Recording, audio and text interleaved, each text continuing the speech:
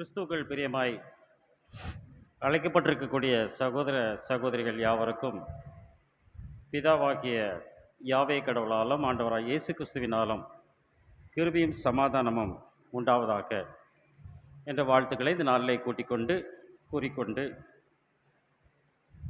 நமது பரம தகப்பன் பல நாட்களுக்கு பிறகு இந்த சேலம் பகுதியிலே ஒரு நாள் ஆவிக்குரிய மாநாடு நடத்த வேண்டும் என்ற விருப்பத்தின் பிரகாரமாக ஜங்ஷன் பகுதியிலே நடத்தலாம் என்று உத்தேசித்து அங்கே நடத்திக்கலாம் அப்படிங்கிற ஒரு யோசனை பிரகாரமாக சொல்லப்பட்டது. ஆனால் அந்த இடம் சரியாக இருக்குமா என்பது நமக்கு தெரியாது. ஏனால் சேலம் பகுதியிலே அநேகர் வருவதற்கு வாய்ப்புண்டு என்பதனால் இந்த இடத்திலே கொஞ்சம் தூரமாக இருந்தாலும் பல சிரமங்கள் இருந்தாலும் சகோதர சகோதரிகள் இந்த இடத்த பார்த்து 3 நாள் கன்வென்ஷன் கூட வைக்கலாம் போல இருக்குது. அந்த அளவுக்கு ஒரு நல்ல இடமாக அமைக்கப்பட்டிருக்கிறது. இன்னும் கொஞ்சம் தள்ளி போனால் ஏற்காடுக்கு போயிடலாம். அந்த அளவுக்கு இது சிறப்பான இடமாக அமைந்திருக்கிறது. எனவே இந்த நாளிலே 3 தலைப்புகளை கொடுத்திருக்கிறார்கள். ஒன்று சகோதர அன்பு, சகோதர ஸ்நேகம், கடைசி கால தீர்க்க தரிசனம் என்ற 3 தலைப்புகள் இந்த மாநாட்டிற்காக கொடுக்கப்பட்டிருக்கிறது. இந்த சகோதரர் சொன்ன வண்ணமாக இது கடைசி கால தீர்க்க தரிசனம் குறித்ததான ஒரு சிந்திக்கக்கூடிய காலமாக இக்காலம் அமைந்திருக்கிறது. எனவே இந்த நாளிலே இந்த கடைசி கால தீர்க்க தரிசனை குறித்து நாம் தியானிக்கும் வண்ணமாக ஒரு சொற்ப நேரத்தை நாம் தெரிந்தெடுத்திருக்கிறோம். தீர்க்க தரிசனம் என்றால் என்ன? தீர்க்க தரிசனத்தை குறித்ததான வரமுறை, கிளாசிஃபிகேஷன் ஆஃப் த ப்ரொஃபஸி, முதல் தீர்க்க தரிசனம், கடைசி கால தீர்க்க தரிசனம், கடைசி தீர்க்க தரிசனம் என்று ஒரு 4-5 பகுதியாக பிரித்து இதை ஆய்வு செய்த கடமைப்பட்டவர்களாக இருக்கிறோம். கடைசி கால தீர்க்க தரிசனம் இனி என்ன நடக்க போகுது, உலகத்தில் என்ன நடக்க போகுது அப்படின்னு தெரிஞ்சுக்கிறதுக்கு தான் ஒவ்வொருவரும் அவர்கள் எதிர்பார்த்து கொண்டிருக்கிறார்கள் என்பதாக பார்க்கும்.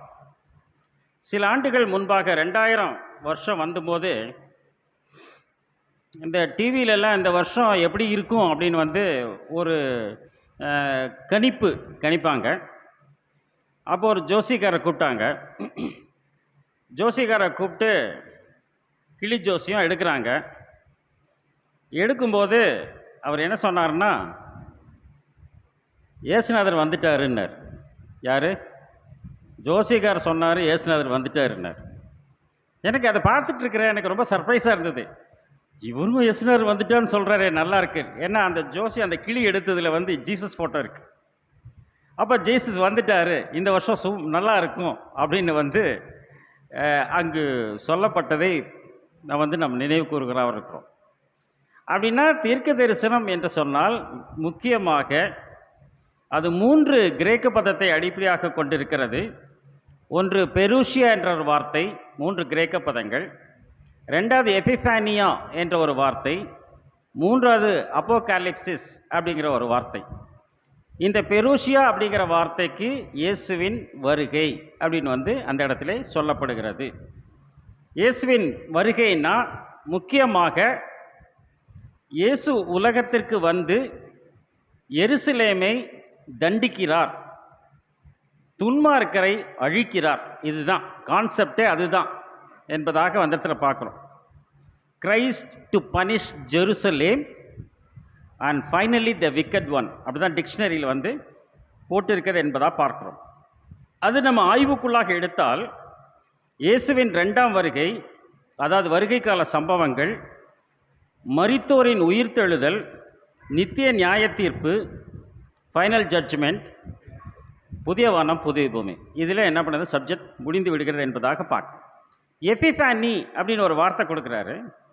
இது எபிஃபானி அப்படிங்கிற வார்த்தையும் அந்த பெருஷியாங்கிற வார்த்தையும் ஒரே பொருளை உடையக்கூடிய வார்த்தைகளாக அந்த இடத்துல காணப்படுகிறது. Manifestation of Christ, future or past அப்படிங்கிறாங்க. முந்தைய வந்ததையும் எஃபிஃபானின்னு சொல்கிறான், நீ வரக்கூடியதும் எல்சிஃபோனும் சொல்லலாம் என்பதாக அந்த இடத்துல வந்து பார்க்குறோம். அப்போது பிரசன்னமாகுதல், உயிர்த்தெழுதல், நியாயத்தீர்ப்பு, ராஜ்யம் ஸ்தாபிக்கப்படுதல், இவைகளை சாட்சியாக சொல்லுவதுதான் அங்கு எபிஃபானி என்ற ஒரு வார்த்தை கொடுக்கிறார். அது வெளிச்சம் அடிக்குது. வெளிச்சம் அடிக்குதுன்னா திடீர்னு வரைக்கக்கூடிய ஒரு வெளிச்சம். இப்போ வந்து நம்ம பைபிளில் படிச்சுட்ருக்குறோம், கண்மலையை பற்றி நிறைய இடங்களில் நம்ம படிக்கிறோம். கண்மலையை படிச்சுட்டு இருக்கும்போது நமக்கு ஒன்றும் தெரியாது. ஆனால் பவுலடியார் வந்து அந்த ஞானக்கண்மலை கிறிஸ்துவேன் வந்து 1 கொரிந்தியர் 10:4 சொல்லும்போது தான் அப்போ அந்த பழைய காலங்களில் சொல்லப்பட்ட கண்மலை அனைத்தும் இயேசு கிறிஸ்துவான்னு பார்க்குறேன். இதுதான் எபிஃபானிங்கிறார். திடீர்னு அடிக்கக்கூடிய ஒரு வெளிச்சம் என்பதாக அந்த டிக்ஷனரியில் வந்து போட்டிருக்கிறார் என்பதாக பார்க்குறோம். இந்த அப்போகாலிப்சஸ் அப்படின்னா யோவானுக்கு வெளிப்படுத்தின விசேஷம் அப்படிங்கிறார். அப்படின்னா அது அவருக்கு புரிஞ்சிருக்கா அப்படின்றது தான் பொருள். அப்போ ஒருத்தருக்கு வந்து ஒரு டீச்சர் வந்து ஒரு பாடத்தை சொன்னாங்கன்னா அது அந்த குழந்தைங்களுக்கு புரியணும். அதுதான் வெளிப்பாடு என்பதாக நான் வந்து பார்க்குறோம். Reveal to take off the cover அப்படிங்கிறார். ஒரு சிலை வச்சுருக்கிறாங்க, அந்த சிலை திறப்பு விழாக்கு முன்னாடி அந்த யார் சிலைன்னு வந்து ஒருவேளை நமக்கு தெரியாமல் இருக்கலாம். ஆனால் அந்த சிலையை ஓப்பன் பண்ணிட்டாங்கன்னு வையுங்க, நம்ம சொல்லிடுவோம் இது திருவள்ளுவர் சிலைன்ட்டு. அதுக்கப்புறம் பார்த்தா எல்லாத்துக்கும் தெரியும் அது திருவள்ளுவர் சிலை தான் அப்படின்னு தெரியும். அதுதான் அப்போகாலிப்சிஸ்ங்கிற வார்த்தை. அப்போ வந்து டவுட்டே வராது, டவுட் வரக்கூடாது. அப்படிங்கிறதுக்குனால தான் இந்த வெளிப்படுத்தின விசேஷம்னு ஒரு புத்தகத்தையே எழுதியிருக்கிறார் என்பதாக பார்க்கிறோம். அதில் ஒரு வசனத்தை வந்து நம்ம வாசித்தோம் என்று சொன்னால், இதோ மேகங்களோடு வருகிறார், கண்கள் யாவும் அவரை காணும் அப்படிங்கிறார். அவரை குத்தினவர்களும் காண்பார்கள், கண்டு புலம்புவார்கள் என்று பேசுவதாக பார்க்கிறோம் 1ஆம் அதிகாரம் 7ஆம் வசனத்தில். அப்போ மேகத்தோடு வருகிறார் என்று சொல்லாமல் மேகங்களோடு வருகிறார் என்று சொல்லுவதற்கு காரணம் என்ன அப்படிங்கும்போது, அங்கே யாத்திராம புத்தகத்திலே மோசே எழுதியிருக்கிறார், நான் கார் மேகத்தில் உன்னிடத்தில் வருவேன்கிறார். 19:9 சொல்கிறாரு, நான் கார் மேகத்தில் உன்னிடத்தில் வருவேன்கிறார். ஆனால் அவரே என்ன சொல்கிறாரு, வெளிப்பசேஷத்தில் சொல்லும்போது அவர் அங்கு சொல்லும்போது, பின்பு நான் பார்த்தபோது இதோ வெண்மையான மேகத்தையும் அதிலே ஒரு சிங்காசனத்தையும் அந்த மேகத்தின் மேல் மனுஷகுமாரனுக்கு ஒப்பானவராய் தன் சிரசிலே பொற்கிடம் தரித்தவராய் சிங்காசனத்தின் மேல் மீட்டிருக்கிற கண்டேன் அப்படின்னு சொல்கிறார். பார்க்குறார். அப்போ வெண்மையான மேகத்தில் அங்கு கிரீடம் தரித்தவராக அங்கு மனுஷகுமாரனுக்கு ஒப்பானவராக ஒருத்தர் இருக்கிறார். அவர் யாருங்க? யார் அவர்? ஜீசஸ் தான் அப்படின்னு நமக்கு கன்ஃபார்மாக தெரியுது. அப்போ இயேசு கிறிஸ்து வெண்மையான மேகத்தில் வருகிறாருங்கிறாரு. ஆனால் அவரே பழைய ஏற்பாட்டில் சொல்லும்போது என்னட்டார், நான் கார் மேகத்தில் உன்னத்தில் வருவேன்ட்டார். அப்போ மேகம் என்று சொன்னால் அது 2 வகைப்படும் என்பதை நம்ம எடுத்துக்கிறோம். கார்மேகம் ஒன்று, வெண்மேகம். அப்போ மேகங்களோடு வருகிறார்னா கார்மேகத்தோடு வருகிறார், வெண்மேகத்தோடு வருகிறார் என்று நாம் புரிந்து கொள்கிறவர்களாக இருக்கிறோம். இதுதான் தீர்க்க தரிசனங்கள். இவை அனைத்தும் நம்ம நுணுக்கமாக அதை வந்து ஆய்வு செய்ய பார்க்கலாம் இருக்கோம். குறைந்தபட்சமாக ஒரு 1800 தீர்க்க தரிசனங்கள் சொல்லப்பட்டிருக்கிறது என்பதாக வந்து நம்ம பார்க்குறோம். நமக்கு தெரிஞ்சு நம்ம நீங்கள் தோண்ட இன்னும் நிறையா அது 18,000 கூட வருவதற்கு வாய்ப்புண்டு என்பதாக பார்க்குறோம். அப்போ சொல்லப்பட்ட தீர்க்க தரிசனங்கள் எதை பற்றியெல்லாம் பேசுகிறான்னு பார்த்தோம்னா, நடைமுறை நிகழ்வுகள், ராஜ்யங்கள், இடங்கள், மெசியா, கடைசி காலம், பரிசுத்த சபை. இதுதான் கிளாசிஃபிகேஷன். இதுக்குள்ளே தான் என்ன பண்ணுது அந்த தீர்க்க தரிசனங்கள் அமைந்திருக்கிறது என்பதாக பார்க்குறோம். இதுக்கு 2 பதங்கள் கொடுக்கப்படுகிறது.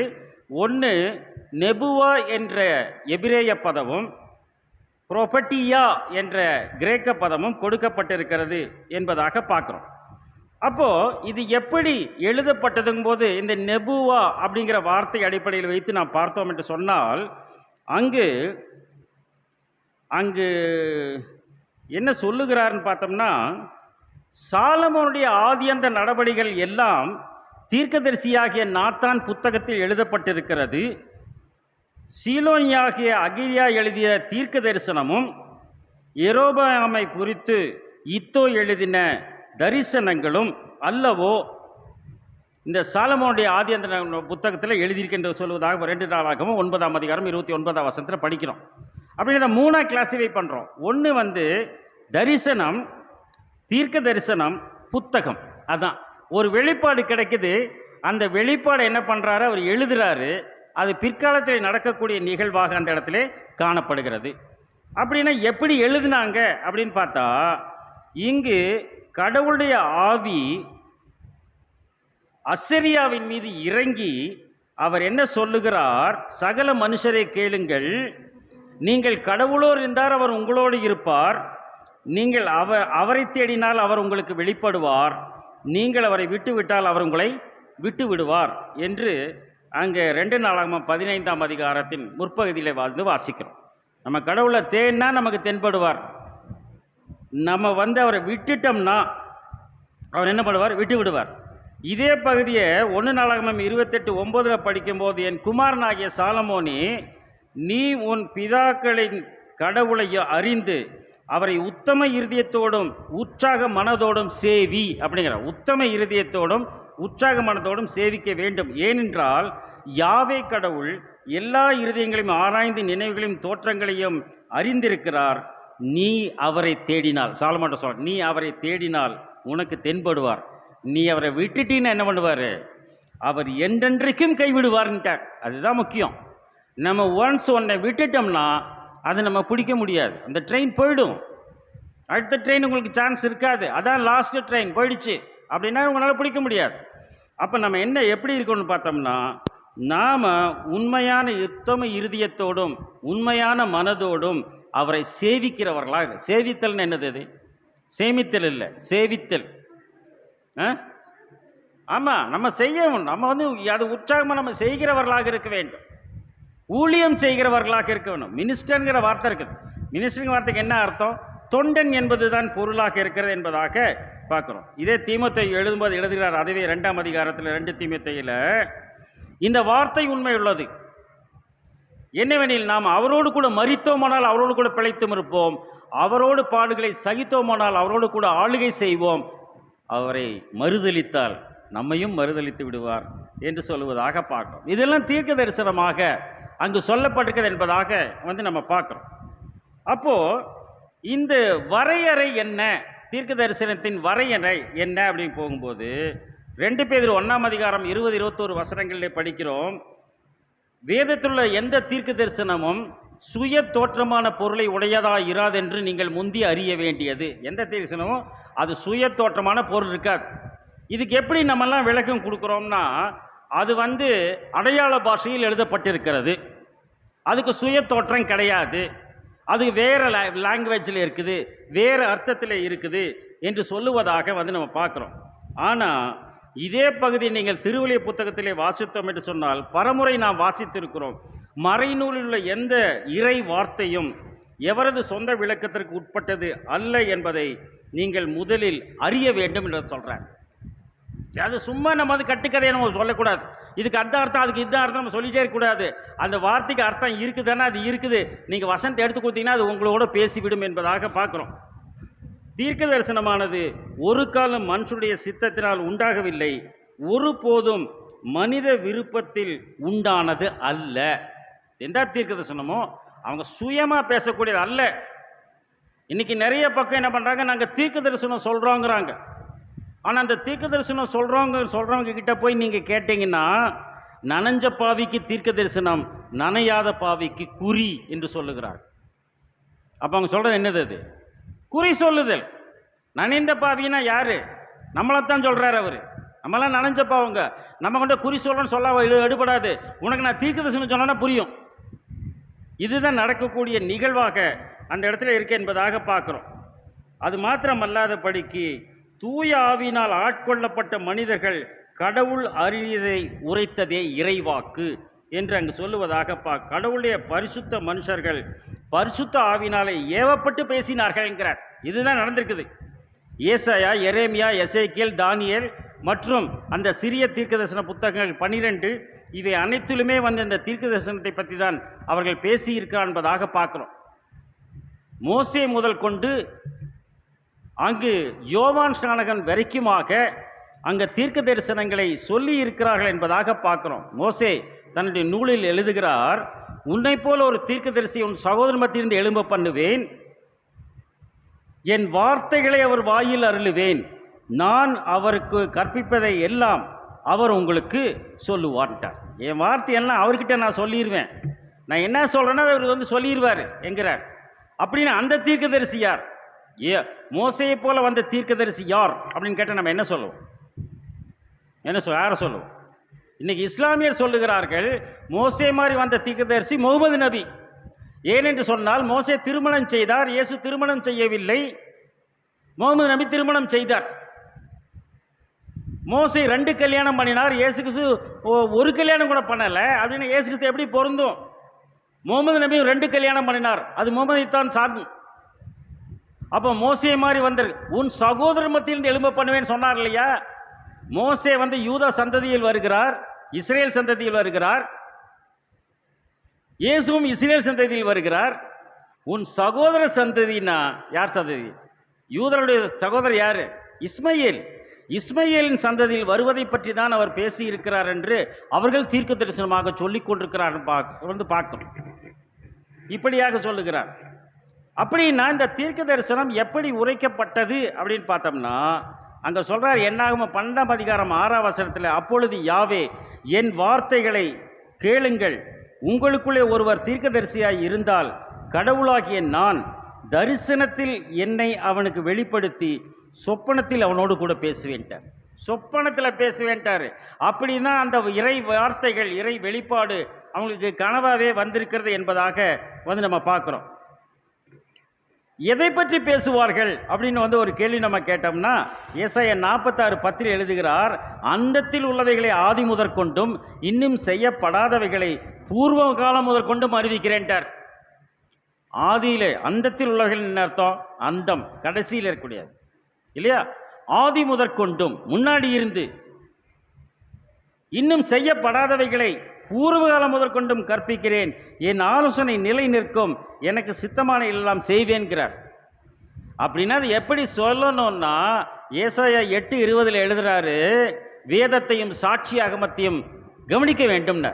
வேதம் என்று சொன்னால் பழைய ஏற்பாடு பகுதி, சாட்சி ஆகமம் என்று சொன்னால் புதிய ஏற்பாடு. இது ரெண்டையும் நீங்கள் பாருங்க. அந்த வார்த்தை, இந்த வார்த்தையின்படியே நீங்கள் சொல்லாவிட்டால் அவர்களுக்கு விடியற்காலத்து வெளிச்சம் இல்லைங்கிறார். விடியற்காலத்து வெளிச்சம் என்னது? 1000 வருட ஆட்சி. 1000 வருட ஆட்சி இந்த வார்த்தை நீங்கள் சொல்லணும் உங்களுக்கு கிடையவே கிடையாதுன்ட்டார். அப்போ நம்ம எப்படி ஜாக்கிரதை உடையவர்களாக வசனம் இல்லாமல் பேசக்கூடாது என்பதை உறுதி செய்கிறவர்களாக இருக்கிறோம் பிரியமானவர்களே. இப்போது தீர்க்க தரிசனம் இருக்கிறதா என்று சொல்லணும்னா, நியாயப்பிரமாணம் தீர்க்கதரிசிகள் யாவரும் யோவான் வரைக்கும் வழங்கி வந்ததுங்கிற அதே 16 லூக்கா 16:16 நியாயப்பிரமாணம் தீர்க்க தரிசன வாக்கியங்கள் அனைத்தும் யோவான் வரைக்கும் வழங்கி வந்தது. அது முதல் இறை ஆட்சி என்பது திருச்சட்டமும் இறைவாக்கினரும் யோவான் காலம் வரைக்கும் வரைதான், அது வரைக்கும் தான். அது முதல் இறையாட்சி பற்றி நற்செய்தி அறிவிக்கப்பட்டு வருகிறது. யாவரும் இறையாட்சிக்கு உட்படுத்த நெருக்கி அடித்து கொண்டு செல்கிறார்கள் என்கிறார், பலவந்தம் பண்ணுகிறார்கள் என்கிறார். அப்படின்னா இறையாட்சிக்குள்ளாக, அந்த கடவுளுடைய ராஜ்யத்திற்குள்ளாக போக வேண்டும் என்ற உணர்வின் அடிப்படையிலே நாம் செயல்படுகிறவர்கள் இருக்க வேண்டும் என்பதாக பார்க்குறோம். அதனால் தீர்க்கதரிசனம் எல்லாம் முடிஞ்சிச்சான்னு கேட்டோம்னா எல்லாம் சொல்லி முடிச்சாச்சுன்ட்டார். ஆனால் பவுலடியார் எழுதும்போது 1 கொரிந்தியர் 14:1 அன்பை நாடுங்கள், வரங்களை விரும்புங்கள், விசேஷமாய் தீர்க்க தரிசன வரத்தை நம்புங்கள், விரும்புங்கள் அப்படிங்கிற தீர்க்கதரிசனம் சொல்லுங்கிறார். அப்படின்னா எப்படி நாம் தீர்க்கதரிசனம் சொல்ல வேண்டும்னு பார்த்தோம்னா, அங்கே பரிசுத்தாவி இறங்கியவுடன் பேதுரு எழுந்து நின்று பேசுகிறார். முதல் 7 தீர்க்க தரிசனங்களை பேசுகிறார். அப்போஸ்தலர் 2ஆம் அதிகாரத்திலே முதல் தீர்க்க தரிசனத்தை பற்றி பேசும்போது என்ன சொல்லுகிறார்? என்னுடைய ஊழியக்கார் மேலும் ஊழியக்காரிகள் மேலும் அந்நாட்களில் என் ஆவியை ஊற்றுவேன். நாட்கள்னா ஒரு நாள்னா 1000 வருஷம், 2 நாள்னா 2000 வருஷத்தில் ஊழியக்கார் மேலே தான் ஊத்துறாரு. அதற்கு கடைசி நாட்களில் நான் மாம்சமான யாவர் மேலும் என் ஆவியை ஊற்றுவேன். மாம்சமான யாவர் மேலும் ஆவி ஊற்றப்பட்டதுனா இல்லை. இன்னைக்கு வந்து ஊழியக்காரன் அழைக்கப்படுகிற மனவாட்டி திரள் கூட்டம் இவைகள்தான் அந்த தீர்க்க தரிசனத்தை பற்றி பேசிக் கொண்டிருக்கிறார்கள். மற்றவர்களுக்கு அது புரிவதில்லை என்பதாக பார்க்கிறோம். கடைசி நாள்ங்கிறார். அதற்கு பின்பு யோவேல் சொல்லுவது போல உன் குமாரும் குமாரத்திகளும் தீர்க்க சொல்லுவார்கள். 1000 அரசாட்சியில் உயிர்த்தெழுந்து வரக்கூடிய புறஜாதி மக்களும் சொல்லுவார்கள். உங்கள் வாலிபர்கள் தரிசனங்களை உங்கள் வாலிபர் தரிசனங்களையும் மூப்பர்கள் சொப்பனங்களையும் காணும். வாலிபர்கள் சொன்னால் இஸ்ரேல் மக்கள், மூப்பர்கள் சொன்னால் இது முற்பிதாக்கள். அவங்களுக்கு கனவு நடந்துச்சு எங்கள் காலத்தில். அதுபோல் அந்த தரிசனத்தை நிலைப்படுத்தக்கூடிய மக்கள் கூட்டமாக வருவார்கள் சொல்கிறார். இதெல்லாம் சொல்லி முடிச்சுட்டு அந்த அந்த இதில் அப்போஸ்தலர் 2ஆம் அதிகாரத்தில் சொல்கிறாரு, தீர்க்கதரிசியாக யோவேல் நாள் உரைக்கப்பட்டபடியே இது நிறைவேறியது. இதுதான் தீர்க்கதரிசன சொல்லுதல்னா, ஏற்கனவே சொல்லப்பட்ட காரியங்களை சொல்ல வேண்டும் இருப்பதாக அந்த இடத்துல பார்க்குறோம். அதான் இயேசுவானவர் சொல்லும்போது மத்தேயு 13ஆம் அதிகாரத்தில் ஏசாயா தீர்க்கதரிசி ஏசாயாவின் தீர்க்க தரிசனம் அவரிடத்தில் நிறைவேறிற்று அப்படின்னு சொல்றார். ஜனங்கள் கண்களினால் காணவில்லை, காதுகளினால் கேளாமலும், இருதயத்தில் உணர்ந்து மனம் திரும்பாமலும், நான் அவர்களை ஆரோக்கியமாக்காலும் இருக்கும்படிக்கு அவர்கள் இருதயம் கொளுத்திருக்கிறது, காதால் மந்தமாய் கேட்டு தங்கள் கண்களை மூடிக்கொண்டார்கள். மந்தமாக கேட்டு கண்ணை மூடிட்டான் அப்படின்னு சொல்றார். இதே பகுதியை ஏசாயா சொல்லியிருக்காருல, ஏசாயா இப்படி தான் சொல்லியிருக்கார். ஏசாயா சொன்னது தீர்க்க தரிசனம், இயேசுவின் காலத்தில் காது கொடுக்கவில்லை என்பது தீர்க்க தரிசனம் நிறைவேறுதல். அதனால தான் காதுள்ளவன் கேட்க கடவன், காதுள்ளவன் கேட்க கடவன் ஆண்டவர் பேசியதுக்கு காரணம் என்பதாக பார்க்குறோம். ஆனால் இது ஏசாயா புத்தகத்தில் எடுத்து 6ஆம் அதிகாரத்தின் பின்பகுதியில் நம்ம படித்தோம்னா, இருதயத்தை கொளுத்ததாக்கி அவர்கள் காதுகளை மந்தப்படுத்தி அவர்கள் கண்களை மூடி போடுங்கிறார். கண்களை மூடிக்கொண்டார்கள் என்பது இயேசு கிறிஸ்துவின் காலம். கண்களை மூடி போடுன்னு என்ன அர்த்தம்? ஒருத்தர் கண்ணை மூடு அப்படின்னு சொன்னாங்கன்னு அர்த்தம். ஒருத்தர் படுத்திருக்கிறாரு, அவர் கண்ணை மூடிடுன்னு என்ன அர்த்தம்? அவ்வளோதான். அவரே கண்ணை மூட முடியல. புரியுதுங்களா? 1000 வருட அரசியல் அவங்களுக்கு மரணம் தான் அப்படிங்கிறத என்ன பண்ணுறாரு, அந்த இடத்துல நமக்கு நினைவுபடுத்தி காட்டுகிறார் என்பதை அந்த இடத்துல தெளிவாக நாம் கவனிக்கிறவர்களாக இருக்கிறோம். பிரியமானவர்களே, ஏசாயா 43:8 சொல்லுகிறார், கண்களிருந்தும் குருடராக இருக்கிற ஜனத்தையும் காதுகளிலிருந்து செவிடராக இருக்கக்கூடிய ஜனத்தையும் என்ன பண்ணுவாராம்? அவரு புறப்பட்டு வர பண்ணுவேன்ட்டார். நீங்க இப்ப வரமாட்டீங்க, ஆனால் இன்னொரு காலத்தில் உங்களை வர வைத்து விடுவேன் என்பதை தான் என்ன பண்றாரு, அந்த இடத்துல தீர்க்க தரிசனமாக நம்மோடு கூட பேசுகிறார் என்பதை பார்க்கிறோம். அப்படின்னா இந்த தீர்க்க தரிசனம் எதற்கு எப்படி சொல்ல வேண்டும் என்று ஒரு கேள்வி நாம் கேட்போம் என்று சொன்னால், அந்த ரோமர் கெழும எழுதுகிறார் 12ஆம் அதிகாரம் 6ஆம் வசனத்தில், நம்மில் தீர்க்க தரிசனம் சொல்லும் வரத்தை உடையவன் விசுவாச பிரமாணத்திற்கு ஏற்றாற் போல சொல்ல வேண்டும்ங்கிறார். விசுவாச பிரமாணத்துக்கு ஏற்ற மாதிரி தான் நீங்கள் சொல்லணும் என்று சொல்லுவதாக அந்த இடத்துல பார்க்கும். இறைவாக்கு உரைக்கும் கொடையை நாம் பெற்றிருந்தோமானால் நம்பிக்கைக்கு ஏற்றுவாரோ சொல்லணும். உங்களுக்குள்ள ஒரு கான்ஃபிடென்ஸ் வேணும். கான்ஃபிடென்ஸ் இல்லாமல் நீங்கள் என்னால் சொல்ல முடியாதுங்கிறார். ஒரு டீச்சர் ஒரு பாடத்தை டீச் பண்ணாங்கன்னா அதுக்கு ஒரு கான்ஃபிடென்ட் இருக்கும். சும்மா எனக்கு புரியல தெரியலன்றாலும் அவங்க பேசவே மாட்டாங்க. அந்த கான்ஃபிடென்ட் உங்களுக்குள்ளே இருக்கணுங்கிறத தான் என்ன பண்ணுறாரு, அந்த இடத்துல நம்ம உறுதி செய்கிறார் என்பதாக பார்க்குறோம்.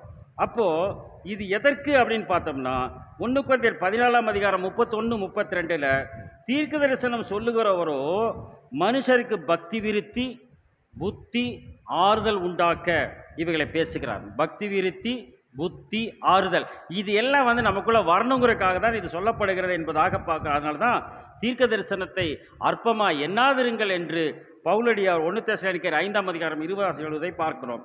தீர்க்க தரிசனம் இல்லாத இடத்தில் ஜனங்கள் சீர்கெட்டு போவார்கள், வேதத்தை காக்கிறவரோ பாக்கியவான் என்பதாக பார்க்கும். அப்படின்னா இறை வெளிப்பாடு எங்கே இல்லையோ அங்கே ஜனங்கள் கட்டிக்கடங்காமல் திரிவார்கள் என்றார். அங்கே இறை வெளிப்பாடு எல்லா இடத்தில் அங்கே குடிமக்கள் கட்டுக்கடங்காமல் திரிவார்கள் அப்படிங்கிறார். நீதி போதனையின்படி நடப்பவர் நற்பேறு பெற்று மகிழ்வார்கள் என்று சொல்லி முடிப்பதாக பார்க்கும். அப்படின்னா இதை என்ன பண்ணணும், நாம் இதை கேட்டு இதை மனதிலே வைத்துக் கொள்கிறவர்களாக இருக்க வேண்டும், அப்படி செயல்படுகிறவர்கள் இருக்க வேண்டும் என்பதாக பார்க்குறோம். அப்படின்னா இது முதல் தீர்க்க தரிசனம் என்றால் என்ன? எது முதல் தீர்க்க தரிசனம் அப்படின்னு ஒரு கேள்வி நம்ம கேட்டோன்னு வையுங்க. அடுத்து ஒரு கேள்வி கேட்போம், கடைசி தீர்க்க தரிசனம் எதுன்னு. முதல் தீர்க்க கேட்டால் கடைசி அது கேட்கணும். இது இயற்கை என்பதாக பார்க்கணும். முதல் தீர்க்க தரிசனம் என்று சொன்னால் ஆதியாகமம் 3ஆம் அதிகாரம் 14-15 வசனத்தில் வர்றது தான் முதல் தீர்க்க தரிசனம். அப்பொழுது அங்கு தேவனாகிய கர்த்தர் சர்ப்பத்தை பார்த்து, நீ இதை செய்தபடியால் சகல நாட்டு மிருகங்களிலும் சகல காட்டு மிருகங்களிலும் நீ சபிக்கப்பட்டிருப்பாயின்ட்டார். அப்படின்னா ஊரும் பிராணி அல்ல, சர்ப்பம் என்பது ஊரும் பிராணி அல்ல, ஏன்னா நீ வயிற்றில் நகுந்துங்கிறாரு. அப்போ அது முன்னாடி இது கால்களில் தான் நடந்திருக்க வேண்டும் என்பதாக பார்க்குறோம். உயிரோடு இருக்க நாளெல்லாம் நீ மண்ணை தின்பாயினார். மண்ணை திங்குமா? மண்ணுனா என்னது? நீ மண்ணாக இருக்கிறாய், மண்ணுக்கு திரும்ப வாங்கிட்டார். அப்போ இது சர்ப்பம் வந்து மண்ணை திங்கணும் என்ன அர்த்தம்? மனிதர்களை சாப்பிட்டு விடும் என்பதை தான் என்ன பண்ணுறாரு அங்கு சொல்லாமல் சொல்லுகிறார் என்பதாக பார்க்குறோம். அதுக்கப்புறம் சொல்லப்பட்டது தான் தீர்க்க தரிசனம். எதுன்னு கேட்டிங்கன்னா, அவர் உன் தலையை நசுக்குவார். இயேசு கிறிஸ்து சாத்தானின் தலையை நசுக்குவார். இதுதான் முதல் தீர்க்க தரிசனம் என்பதாக வந்து நம்ம பார்க்குறோம். அப்போ எப்போ நசுக்குவாரா அப்படின்னு பார்த்தோம்னா, சமாதானத்தின் தேவன் சீக்கிரமாக சாத்தானை உங்கள் கால்களின் கீழே நசுக்கி போடுவார் என்று ரோமர் 16:20 வந்து நம்ம படிக்கிறோம். அப்படிங்கிற இடத்துல சமாதானத்தின் தேவன் என்பது யார்? பிதாவா குமாரனா அப்படின்னு வந்து நம்ம கேட்டோம்னா, எபிரேயர் 13:20 எழுதுகிறாரு, நித்திய உடன்படிக்கையின் இரத்தத்தினாலே ஆடுகளின் பெரிய மேய்ப்பராக இருக்கக்கூடிய ஆண்டவராகிய இயேசு கிறிஸ்துவை மரிப்போரிலிருந்து ஏறி வர பண்ணின சமாதானத்தின் தேவன்கிறார். சமாதானத்தின் தேவன் வந்து பிதாவாகிய யாவே கடவுள் என்பதாக பார்க்கணும். அப்படின்னா நீ அவர் குதிங்காலை நசுக்குவாங்கிறாரே. அப்போ தலையாகிய கிறிஸ்துவுக்குள் இணைந்திருக்கக்கூடிய சரீர அங்கங்களாக இருக்கக்கூடிய கடைசி கால திருச்சபை மக்களைத்தான் என்ன சொல்கிறாருன்னா, அவங்க வந்து குதிங்கால் என்று சொல்லுகிறார். குதிங்கால நசுக்குமா அப்படின்னு பார்த்தோம்னா, இந்த நசுக்கும் அப்படிங்கிறதுக்கு வந்து கொடுக்கப்படுகிற கிரேக்க பதம் என்ன அப்படின்னு வந்து பார்த்தீங்கன்னா, அது வாயை பொழந்துட்டு பார்க்கறதுங்கிற சடாரண நொடி பொழுதில் ஆச்சரியத்தில் வாயை திறந்து வெறித்து பார்ப்பது அப்படின்னு மீனிங் கொடுக்குறாரு அதுக்கு, அந்த கிரேக்க வார்த்தைக்கு. இந்த சில பேரெல்லாம் கொஞ்சம் மேஜிக் ஷோலாம் பார்ப்பாங்க. மேஜிக் ஷோலாம் எப்படி பார்ப்பாங்க? அதெல்லாம் சில பேர் சில பிரசங்கம் பண்ணுவாங்க. அந்த பிரசங்கம் பண்ணும்போது எப்படி பார்ப்பாங்க? அதெல்லாம் பார்த்துட்டு இருக்க இல்லையா? அப்படி பண்ணிடுவாருங்கிறாரு. குதிங்கால கடைசி கால திருச்சி என்ன பண்ணிடுவாரா? ஆச்சரியமாக பார்க்குற அளவுக்கு அவனுடைய செயல்பாடு இருக்கும். அதில் குதி என்ன ஆகிடுது? இந்த கடைசி கால திருச்சபை அடிபட்டு போகுங்கிறதா அந்த இடத்துல வந்து அவர் பேசுகிறார் என்பதாக பார்க்குறோம். அப்படின்னா இவை அனைத்துமே வந்து யாரை பற்றி பேசுகிறான்னு பார்த்தோம்னா, இயேசு கிறிஸ்துவோடு இணைந்திருக்கக்கூடிய சபை, இயேசு சபை. ஏன்னா அந்த கொலோசியர் கிளம்பு 2ஆம் அதிகாரம் 16-17 படிக்கும்போது நம்ம படிக்கிறோம், ஆகையால் அவர் சிலுவையின் மீது வெற்றி சிறந்தாருங்கிறாரு. சொல்லிட்டு போஜனத்தையும் பானத்தையும் குறித்தாவது பண்டிகை நாளையும் ஓய்வு நாளையும் மாதப்பிறப்பு குறித்ததாவது ஒருவரும் உங்களை குற்றப்படுத்தாதிருப்பதாக, இவைகள் வருங்காரியங்களுக்கு நிழலாக இருக்கிறது, இவைகளின் பொருள் கிறிஸ்துவை பற்றியதுன்ட்டார். இப்போ இயேசு கிறிஸ்து தான் எல்லாம் இயேசுவை சொல்கிறோம் இல்லையா? எல்லாம் இயேசுவை பற்றி தான் என்பதை அந்த இடத்துல பேசுகிறார். அதனால தான் வெளிப்படுத்தின விசேஷம் கடைசியிலே சொல்லும்போது என்னங்கிறார்? 19:10 இயேசுவை பற்றிய சாட்சி தீர்க்க தரிசனத்தின் ஆவியாக இருக்குதுன்ட்டார். அப்படின்னா இந்த இயேசு பகிர்ந்த சான்றே இறைவாக்குக்கெல்லாம் உயிர் மூச்சுங்கிறார். இதுதான் பேஸு. ஜீசஸ் சொன்ன என்னெல்லாம் சொல்லியிருக்காரோ அதுதான் கடைசி மூச்சு என்பதாக பார்க்குறோம். அப்போ அது கடைசி கால தீர்க்க தரிசனம் அப்படின்னு நம்ம எடுத்துட்டோம்னா, இந்த கடைசி கால தீர்க்க தரிசனங்கள் அப்படி எடுத்துட்டோம்னா, அங்கே சொல்லுகிறார் எசேக்கியேல் 14:20 வந்து, அங்கே அப்பொழுது நோவா, தானியேல், யோபு ஆகிய மூவரும் அது நடுவில் இருந்தாலும் அவர்கள் தங்கள் ஆத்துமாக்களை மாத்திரம் தப்பிவித்துக் கொள்ளுவார்களே தவிர தங்கள் குமாரத்தையே தப்பி வைக்க மாட்டாங்கன்ட்டார். எங்கே? எசேக்கியேல் எழுதுகிற கடைசி புக்கில் எழுதுகிற பின்னாடி பெரிய தீர்க்கதரிசனம் கடைசி புக்கில். அப்போ எங்கே மோசே வந்தார், அங்கே யோபு வந்தார், அங்கே எங்கே நோவா வந்தார்னு கேட்டோம்னா 3 விதமான கூட்டத்தாரை பேசுகிறோம். அங்கு இவர் நோவா என்பவர் அழிந்து போன ராஜ்யத்திற்கு முற்காலத்தில், உலகத்தின் முற்காலத்தில் வாழ்ந்தவர். அப்படி போல இருக்கக்கூடிய மக்கள். தானியேல் என்று சொன்னால் அரசர் காலத்திலும் தீர்க்கதரிசி காலத்திலும் வாழ்ந்தவர். யோபு என்பவர் முற்பிதா காலத்தில் வாழ்ந்தார். அப்படின்னு முற்பதாக்கள் காலமாகலாம், ஜலப்பிரளயால் அழிந்த காலமாகலாம், அதற்கு பின்பாக வரக்கூடிய அரசர்கள் காலமாகலாம். இப்படிப்பட்ட காலங்களில் வாழ்ந்து கொண்டிருக்கக்கூடிய மக்கள் போல இருக்கக்கூடிய 3 விதமான கூட்டத்தார் இருக்கிறார்கள். அந்த கடைசி காலத்தில் 3 விதமான கூட்டத்தாருக்கு என்ன பண்ணுறாருன்னா, அப்பம் எனும் ஆதரவுகோலை அவர் முறித்து அப்படிங்கிறார். அப்படின்னா அப்பம் என்னும் ஆதரவுகோல் முறிக்கப்படுகிறது.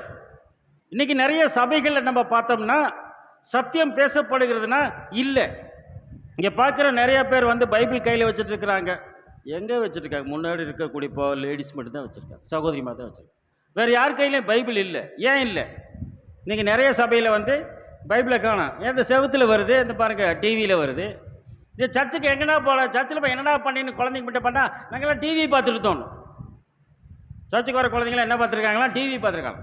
அப்போ வெளியிருக்க என்ன நினைப்போம், சர்ச்சில் டிவி காட்டுறாங்களான்ட்டு. டிவியில் வசனம் காலத்து தெரியாது, சின்ன சின்ன எழுத்து நம்மளால் படிக்க முடியல, அது பெரிய எழுத்து ரொம்ப நல்லா இருக்கிறதுனால அதை படிச்சிடுறோம். இதுதான் அப்போ அப்பம் என்ற இயேசு கிறிஸ்து அந்த வேதாகமத்தை சுமந்து சென்று அதை திறந்து வாசிக்கிறதுக்கு அளவுக்கு சகோதரி படிச்சிருவாங்க, அப்புறம் நம்ம ஜாலியாக உட்காந்துக்கலாம், கொஞ்சம் அப்படியே கண்ண மூடி உட்காந்துக்கலாம் அப்படின்னு வந்து நமக்கு தோணும் என்பதாக அந்த இடத்துல வந்து நாம் கவனித்து பார்க்கிறவர்களாக இருக்கிறோம் பிரியமானவர்களே. அதான் இதை சொல்லிட்டு, ஆகையால் கடவுளாகிய ஆண்டவர் சொல்லுகிறதாவது என்னவென்றால், நான் மனுஷரையும் மிருகத்தையும் நாசம் பண்ணும்படி எருசலேமுக்கு விரோதமாக பட்டயம், பஞ்சம், துஷ்டமிருகம், கொள்ளை நோய் என்னும் இந்நான்கு கொடிய தண்டனைகளை அனுப்பும்போது எவ்வளவு அதிக சங்காரமாகும்ட்டார். 4 தண்டனை அனுப்புகிறார். பட்டயம், உம்முடைய வருகைக்கும் உலகத்தின் முடிக்கும் அடையாளம் என்னன்னு கேட்கும்போது யுத்தங்கள் செய்தி கேள்விப்படுவீர்கள். ஜனத்துக்கு விரோதமான ஜனம், ராஜ்யத்துக்கு விரோதமான பஞ்சங்கள், கொள்ளை நோய்கள், பூமி எல்லாம் உண்டாகுனார். பட்டயம் வருகிறது. நான் சமாதானத்தை உண்டாக்க வந்தான்னு, சமாதானத்தை இல்லை, நான் பட்டயத்தை பிரிவினை சொல்லலாம், பட்டயத்தை அனுப்ப வந்தேன். கடவுளுடைய வார்த்தை என்பது இருபுறம் கருக்குள்ள எந்த பட்டயத்திலும் கருக்கானதாயும் ஆத்துமாக்களையும் ஊனையும் கணுக்களையும் உருவ குத்துகிறதா இருக்குன்ட்டார். இந்த பட்டயத்தை அனுப்பினார். அந்த பட்டயம் தான் வருது. 2வது பஞ்சத்தை அனுப்புகிறேன்கிறார். நமக்கு தெரியும், ஆமோஸ் 8:11 நம்ம படிக்கிறோம். அப்ப குறைவுண்டால் உண்டாகிற பஞ்சம் அல்ல, ஆகார குண்டாகிற பஞ்சம் அல்ல, ஜலக்குண்டாக தாகம் அல்ல, என் வசனம் கேட்க கிடையாத பஞ்சத்தை அனுப்புவேன்ட்டார். துஷ்ட மிருகம்னார். எச்சரிக்கையா இருங்கிறார் இயேசு கிறிஸ்து சொல்லும்போது சொல்லிட்டாரு, ஆட்டுத்தோலை போத்திட்டு உங்ககிட்ட வருவாங்க, எச்சையா இருக்கியா இருங்க, அவங்க உள்ளத்துல பட்சிக்கிற ஓனாயின்ட்டார். வசனம் தெரியும், மற்ற 7:15. அதே பவுலுடையார் சொல்லும்போது அப்போஸ்தலர் 20:28-30 சொல்லும்போது, மந்தையை தப்பி விடாத கொடிதான ஓநாய்கள் உங்களுக்குள் வரும்ட்டார். அப்படின்னா ஓநாய்ங்கிறது துஷ்ட மிருகம்ங்கிறார். இதை சொல்றார். பஞ்சத்தையும் உன்னை பிள்ளை இல்லாமல் போக பண்ணுகிற துஷ்ட மிருகங்களையும் உனக்கு விரோதமாய் அனுப்புவேன். கொள்ளை நோயும் ரத்தம் சிந்துதலும் உன்னை சுற்றி திரியும்ட்டார். எசேக்கியேல் 5:17. ரத்தம் சிந்துதலும் கொள்ளை நோய் உன்னை சுற்றி திரியும்ட்டார். கொள்ளை நோய் சுற்றி திரியுதுங்கிறார். இரவில் நடமாடுகிற கொள்ளை நோயின்ட்டார். கொள்ளை நோய் ராத்திரியில் நடமாயிட்டு, ராத்திரியில் தான் நடமாடுதான். என்னை கூப்பிட்டுருந்தாங்க, எய்ட்ஸ் பற்றி பேசுகிற கூப்பிட்டுருந்தாங்க. பைபிள் பற்றி நீங்கள் பேசணும், எய்ட்ஸு பற்றி பேசி பைபிள் என்ன பேசுற ஐயா வந்திருக்கிறார், அதில் டைரக்டராக இருந்தவர். இரவில் நடமாடுகிற கொள்ளை நோய்ங்கிறார்.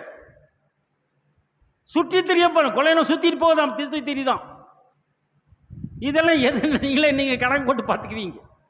இன்னும் நிறைய வசனங்கள் அதற்கு ஆதாரமாக உண்டு என்பதாக பார்க்கணும். அப்படின்னா சிங்கம் என்பது லூசிபராகவும், சிறுத்தை என்பது சீர்கட்ட தூதர்களாகவும், கரடி என்பது கள்ள கிறிஸ்துக்களாகவும், ஓனா என்பது கள்ள தீர்க்கதரிசிகளாகவும் இருக்கிறார்கள் என்பதைத்தான் வேதம் நமக்கு கற்றுக் கொடுக்கிறது என்பதாக பார்க்கிறோம். அங்கு மகா கொடிய கொள்ளை நோயும் எரிபந்தமான கொப்பளங்களும் உண்டாகும். 5வது வதை 6வது வதையில் உண்டாகுது என்பதாக பார்க்கும். அவருக்கு முன்பாக கொள்ளை நோய் சென்றது, அவர் அடிகளிலிருந்து எரிபந்தமான காய்ச்சல் புறப்பட்டதுன்னார். பார்த்தீங்களா? எய்ட்ஸுக்கு வந்து சிம்டம்ஸே வந்து ஃபீவர் தான், காய்ச்சல் புறப்பட்டதுங்கிறாரு. இது எல்லாம் கடைசி காலத்தில் வரக்கூடிய நிகழ்வாக இருக்கிறது. கடைசியில் என்ன சொல்லிட்டார் பிப்ளிக்கலாக சொல்லும்போது, அப்போஸ்தலர் 24:5 வந்து, இந்த மனுஷன் நஸ்ரேயருடைய மதபேதத்துக்கு முதலாளியாகவும் இந்த மனுஷன் கொள்ளை நோயாகவும் இருக்கிறான் என்று பேசுகிறார்கள். அது பரவுது, அப்படியே சத்தியம் பரவுது. அப்படியே நம்ம பாசிட்டிவாக நாம் எடுத்துக்கொள்கிறவர்களாக இருக்கிறோம் என்பதாக பார்க்கிறோம். அப்போ அதற்கு பின்பாக இந்த கடைசி அடையாளம் என்று சொல்லும்போது அங்கு சொல்லுகிறார், ஆமோஸ் 3ஆம் அதிகாரம் அங்கு 6, 7, 8 வசனங்களில், ஊரில் எக்காலம் ஊதினால் ஜனங்கள் கலங்காதிருப்பார்களோங்கிற. எக்காலம் என்பது 2 காரியங்களுக்காக ஊறப்படுக. ஒன்று ஆர்ப்பத்தின் எக்காலம், இன்னொன்று ஆர்ப்பரிப்பின் எக்காலம்ங்கிறோம். எக்காலம் ஊதினால் ஜனங்கள் கலங்காதிருப்பார்களோ, கடவுளுடைய செயல் இல்லாமல் ஊரில் தீங்கு உண்டாகுமோ? அப்போ ஆபத்தின் எக்காலம். கடவுளாகிய ஆண்டவர் தீர்க்கதரிசிகளாக தம்முடைய ஊழியக்காரர்களுக்கு தமது ரகசியத்தை வெளிப்படுத்தாமல் ஒரு காரியத்தையும் செய்ய மாட்டார். அப்படின்னா தீர்க்கதரிசிகளாக ஊழியக்காரர்கள் வெளிப்படுத்தாமல் செய்ய மாட்டார்கள். சிங்கம் கர்ஜிக்கிறது, யார் பயப்படாதிருப்பான்? கடவுளாகிய ஆண்டவர் பேசுகிறார், யார் தீர்க்க தரிசனம் சொல்லாதிரும். அப்படின்னா சிங்கம்னா யாருங்க? சிங்கம் கர்ஜிக்கிறது, யார் பயப்படாதிருப்பார்? கடவுளாகிய ஆண்டவர் பேசுகிறார். அப்படின்னா சிங்கங்கிறது அவர் தான். யூதா கோத்திரத்து சிங்கம், ராஜசிங்கம்.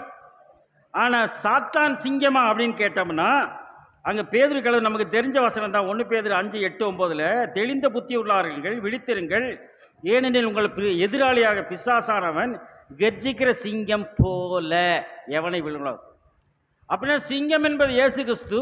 இயேசு கிறிஸ்து மாதிரியே வந்து என்ன பண்ணுவாராம்? கர்ஜிக்கிற சிங்கம் போல எவனை விழுங்குவான் என்று சுற்றித் திரிகிறான். விசுவாசத்தில் உறுதியாக இருந்து அவனுக்கு எதிர்த்து நில்லுங்கள், உங்களை விட்டு ஓடிப்போன். அதனால தான் இயேசு அவர்களுக்கு பிரதியுத்தரமாக, ஒருவனும் உங்களை வஞ்சியாதபடி எச்சரிக்கையாயிரு என்று சொல்லுவதாக பார்க்கிறோம். 10:24 சொல்கிறேன்.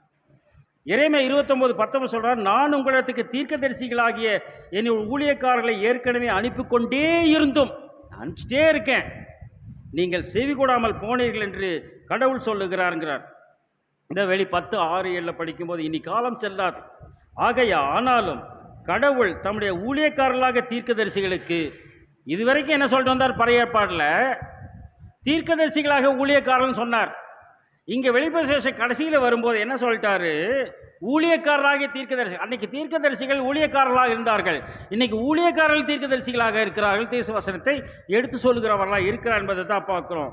ஊத போகிற போது 7ஆம் தூதருடைய சத்தத்தின் நாட்களிலேங்கிற இதே மாதிரி நாட்களிலே, இங்கே நாட்களில் இந்த 2000 வருஷம் சத்தம் கேட்டுட்டு இருக்குது. வசனம் கேட்க கிடையாத பஞ்சத்தை உண்டாக்குவேன்ட்டாரு. வசனம் வாசிக்க கிடையாத பஞ்சத்தை உண்டாக்க சொல்லலை. அதான் சொன்னாரு. அவன் எக்காலம் ஊத போகிற போது 7ஆம் தூதன்கிற எத்தனாவது தூதன்க? அதான் பிரதர் 7ஆம் தூதன் நீங்களே சொல்லிட்டீங்க. அப்புறம் எத்தாம் தூதன்? அதுக்கப்புறம் இருக்காங்களா எக்காலம் ஊத தூதர்கள்? அதுக்கப்புறம் எக்காலம் ஊத தூதர்கள் இல்லை. மொத்தம் எத்தனை தூதர் ஊதுறாங்க? 7 பேர் தான் ஊதுறாங்க இல்லையா? அப்போ கடைசியாக ஊதுற எக்காலம். அப்போது தேவரகசியம் நிறைவேறும் என்று வானத்தையும் அதில் உள்ளவைகளையும் பூமியையும் அதில் உள்ளவைகளையும் சமுத்திரத்தையும் அதில் உள்ளவைகளையும் படைத்தவரும் சதாகாலம் உயிரோடு மேல் ஆணையிட்டு சொன்னார் என்று சொல்லுவதாக அந்த இடத்துல வந்து பார்க்கணும். ஆகையால் என்ன சொல்றாரு? அவர்கள் அவைகளை கொண்டு வந்து சம்பவிக்க போகிறவைகளை நமக்கு தெரிவிக்கட்டும், அவைகள் முந்தி சம்பவிக்கல் இன்னதென்று சொல்லி நாம் நம்முடைய மனதை அதன் மேல் வைக்கும்படிக்கு, பிந்தி சம்பவிக்கும் நாம் அறியும்படிக்கு நமக்கு தெரிவிக்கட்டும், வருங்காரியங்கள் நமக்கு அறிவிக்கட்டும், பின்வரும் காரியங்களை எங்களுக்கு தெரிவியுங்கள், அப்பொழுது நீங்கள் தேவர்கள் என்று அறிவோம், அல்லது நன்மையானது தீமையாக செய்யுங்கள், அப்போது நாங்கள் திகைத்து ஏகமாய் கூடி பார்ப்போங்கிற ஏசாயா 41:22-23 வந்து வாசிக்கிறோம். 42:9 பூர்வ காலத்தில் தெரிவிக்கப்பட்டவைகள் இதோ நிறைவேறின, புதியவைகளையும் நானே அறிவிக்கிறேன், அவைகள் தோன்றுவதற்கு முன்னமே அவைகள் உங்களுக்கு சொல்லுகிறேன், நான் சொல்லும் வார்த்தைகளை நிறைவேற்றும் சொல்லுவேன், அது தாமதிக்காதன்ட்டார். நான் சொல்லுவேன், சொன்னதை என்ன பண்ணுவேன்? நான் நிறைவேற்றியும் பண்ணிடுவேன்ட்டார். அப்படின்னா அதனால தான் அவர் சொன்னார், இது கடைசி தீர்க்க தரிசனமாக ஒரு தீர்க்க தரிசனத்தை அங்கு சொல்லி இருக்கிறார் என்பதாக பார்க்குறோம். 1 கொரிந்தியர் 15:51-52 இதோ ஒரு ரகசியத்தை அறிவிக்கிறேனார். 7ஆம் தூதனுடைய சத்தத்தின் நாட்களிலே அவர் எக்காலம் ஊதும்போது தேவ ரகசியம் நிறைவேறும்னாரு. 7ஆம் தூதன் எக்காலம் ஊதும்போது தேவ ரகசியம் நிறைவேறினார். இங்கே என்னங்கிறாரு? இதோ ஒரு ரகசியத்தை உங்களுக்கு அறிவிக்கிறேன்னாரு. அப்போ இந்த ரகசியம் அந்த ரகசியம் ஒன்று தானா அப்படின்னு நம்ம கேட்டோம்னா, கடைசி எக்காலம் துணிக்கி போகுதுங்கிற. அங்கே 7ஆம் எக்காலம் ஊதும்போது தேவ ரகசியம் நிறைவேறிட்டாரு. இதோ ஒரு ரகசியத்தை அறிவிக்கிறேன், கடைசி எக்காலம் துணிக்கும் போது, அப்போ 2 சமம் ஒன்று தானே? துணிக்கும் போது நாம் எல்லாரும் ஒரு நிமிஷத்திலே ஒரு இமைப்பொழுதிலே மறுரூபமாக்கப்படுவோம். எக்காலம் துணிக்கும், கடைசி எக்காலம் துணிக்கும், 7ஆம் எக்காலம் துணிக்கும். அப்போது மரித்தோர் எழுந்திருப்பார்கள், நாமும் மறுரூபமாக்கப்படுவோம்ங்கிறார். நீ இந்த பிரபஞ்சத்திற்கு ஒத்த வேஷம் தெரியாமல் கடவுளுடைய சித்தமும் நன்மையும் பிரியமும் பரிபூர்ணமான சித்தம் இன்னதென்று அறியும்படிக்கு உங்கள் மன புதிதான மறுரூபம். முதல்ல மனசில் புதிதாக்கப்பட்டு மறுரூபமாகுதல் முதல்ல. 2வது பிலிப்பியர் 3:21 எழுதுகிறார், அவர் எல்லாவற்றையும் நமக்கு கீழ்ப்படுத்திக் கொள்ளத்தக்கதாக நம்முடைய வல்லமையான செயலின்படி நம்முடைய அற்பமான சரீரத்தை தம்முடைய மகிமையான சரீரத்துக்கு ஒப்பாக மறுரூபப்படுத்துவான். அப்படின்னா அந்த சரீரமாகிய சபை அது ஆவியினாலே மறுரூபமாக்கப்படுகிறது என்பதை தான் என்ன பண்ணுறாரு அந்த இடத்துல பேசுகிறார் என்பதாக பார்க்குறோம். மூன்றாவதாக 2 கொரிந்தியர் 3:18 நாம் எல்லாரும் திறந்த முகமாய் கண்ணாடியிலே காண்கிறது போல அவருடைய மகிமையை கண்டு ஆவியாக இருக்கிற கடவுளால் அந்த ஆவியின் சாயலாகத்தானே மகிமையின் மேல் மகிமை அடைந்து மறுவோம். முதல்ல மனசில் சுத்தம் வரணும், அது ஒரு மறுரூபம். ரெண்டாவது ஆவியில் சுத்தம் வரணும், நம்முடைய வாழ்க்கை சுத்திகரிக்கப்பட்டதாக இருக்க வேண்டும், ரெண்டாவது மறுரூபம். மூன்றாவது மகிமையின் மேல் மகிமை அடைந்து மறுரூபப்படுகிறோன்ட்டார் கடைசியில். அது இதைத்தான் சொல்கிறாரு. இவர் சொல்லும்போது நாம் மறுரூபப்பட வேண்டும் என்று சொல்லுகிறார் பார்க்குறோம். கடைசி எக்காலம் தொனிக்கும், அப்போது மரித்தவர்கள் நாமும் மறுரூபப்படும். அப்போ இயேசு மறுரூபமானாரான்னு பார்க்கும்போது ஆமாம், மத்தேயு 17ஆம் அதிகாரத்தில் மார்க் 9ஆம் அதிகாரத்தின் முற்பகுதியில் நம்ம பார்க்குறோம். அவருடைய முகம் சூரியனைப் போல பிரகாசித்தது, அவருடைய வஸ்திரம் வெளிச்சத்தை போல வெண்மையாயிற்றுங்கிற. முகம் சூரியனாட்டா இருக்குது, வஸ்திரம் வெளிச்சமாக இருக்குன்ட்டார். வஸ்திரம் எது மேலே இருக்கும்? கோட்டாங்கரில் மாட்டி வச்சுருக்கோங்க. சரீரத்து மீது இருக்கும். சரீரம் என்ன? சரின்னா சபை, சபையின் மீது வஸ்திரம் இருக்கிறது. அவருடைய நீதிகள் அது வெளிச்சமாக இருக்கு. எப்போ? 6 நாளைக்கு பின்பு இயேசு பேதுருவையும் யாக்கோபையும் யோவானையும் அழைத்து கொண்டு போய் ஒரு உயர்ந்த மலையின் மீது போய் அவர்களுக்கு முன்னே மறுரூபமானாருங்கிறார். புரியுதுங்களா உங்களுக்கு? 6 நாளைக்கு பின்பு. எப்போ? 1000 வருட அரசாட்சியில்னா 3 பேர்த்த கூட்டிகிட்டு போய் மறுரூபமாகிறார். அப்படின்னா மரித்தோர் அழிந்திருப்பார்கள், நாமும் மறுரூபமாவோம் என்று சொல்லுவதாக அந்த இடத்துல நம்ம பார்க்குறோம். 1 தெசலோனிக்கேயர் 4:16-17 படிக்கிறோம். ஏனெனில் ஆண்டவர் தாமே ஆரவாரத்தோடும் பிரதான தூதருடைய சத்தத்தோடும் கடவுளுடைய எக்காலத்தோடும் வானிலிருந்து இறங்கி வருவார். அப்பொழுது கிறிஸ்து குமாரத்தின் முதலாளர் எழுந்திருப்பார்கள். பின்பு உயிரோடுக்கு நாமும் ஆண்டவருக்கு எதிர்கொண்டு போக மேகங்கள் மீது அவரோடு கூட எடுத்துக்கொள்ளப்பட்டு இவ்விதமாய் அவரோடு கூட இருப்போம்ட்டார். அப்படின்னா வெளிப்பசேஷம் 10ஆம் அதிகாரம் 6ஆம் வசனத்தில் 7ஆம் எக்காலம் ஓதும் போது தேவ ரகசியம் நிறைவேறிட்டார். 1 கொரிந்தியர் 15:50-51 இதோ ஒரு ரகசியத்தை அறிவிக்கிறேன்னாரு. கடைசி எக்காலம் தொனிக்கும் போது மரித்தோர் அழிவிழந்திருப்ப நாமும் வர மாட்டார். அப்படின்னா மரித்து போன பரிசுத்தவான்கள் உயிரோடு வரக்கூடிய சூழ்நிலையில் மரணம் அடையாமல் இருக்கக்கூடிய பரிசுத்தவான்கள் மறுரூபப்படுவார்கள் என்கிறார். அப்போ கொரிந்தியருக்கும் வெளிப்பசேஷத்துக்கும் ஒன்றா இணைக்கிறோம். அதே கொரிந்தியருக்கும் தெசலோனிக்கரும் ஒன்றா இருக்கிறோம். ஏன்னா தெசலோனிக்கேயர் சொல்லப்பட்ட அதாவது வெளிப்பசேஷம் சொல்லப்பட்ட எக்காலம் ஒன்று 7ஆம் எக்காலம், கொரிந்தியரில் சொல்லப்பட்ட கடைசி எக்காலம் ரெண்டும் ஒன்று தான். கொரிந்தியரில் சொல்லப்பட்டது தேவ ரகசியம், மரித்தோர் எழுந்திருப்பார், நாமும் மறுரூபமாவோம். அப்போ கொரிந்தியரில் சொல்லப்பட்ட சம்பவமும் தெசலோனிக்கேயர் சொல்லப்பட்ட சம்பவமும் ஒன்று இல்லையா? ஆண்டவர் தாமே ஆரவாரத்தோடும் பிரதான சத்தத்தோடும் தேவ எக்காலத்தோடும் வானத்திலிருந்து இறங்கி வர்றார்.